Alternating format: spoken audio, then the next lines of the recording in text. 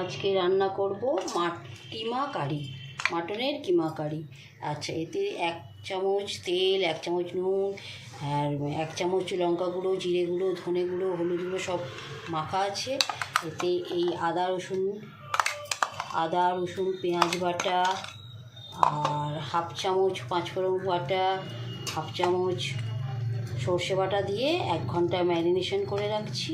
একটু পরে ফিরে আসছি, দেখাবো রান্নাটা।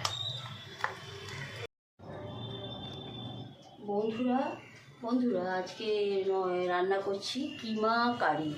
প্রথমে আমি এই কাপের 1 কাপ তেল দিয়ে দিলাম, 1 কাপের তেল দিয়ে দিলাম।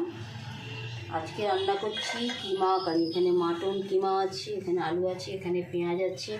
তেলটা একটু গরম হয়ে গেলে আমি এটা পেঁয়াজগুলো ভেজে নেব, লাল লাল করে ভেজে নেব।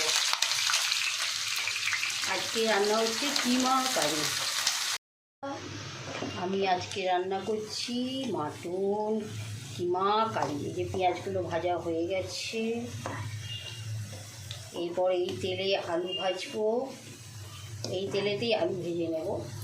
আজকে রান্না করছি মাটন কিমা কারি।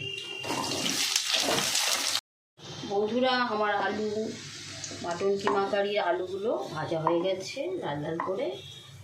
আর আজকে রান্না হচ্ছে মাটন কিমা কারি। খুব সুন্দর করে লাল করে ভাজা হয়ে গেছে। এলাচ লবঙ্গ দিয়ে দিলাম, এবার এতে কাঁচা লঙ্কা দিলাম, তারপরে এতে আর একটু সামান্য তেল দেব। বন্ধুরা, এতে একটু সামান্য তেল দিতে হলো, আপনারা যে যেরকম তেল খাবেন দিয়ে দেবেন। দিয়ে এবার এইটাতে দেব এই টমেটোগুলো কাটা আছে, এই টমেটোগুলো দিয়ে দেবো। আজকে রান্না হচ্ছে মাটন কিমা কারি। মাটন কিমা কারিগুলো দিয়ে খুব সুন্দর করে কষবো, তারপর ফিরে এসে আপনাদের দেখাচ্ছি।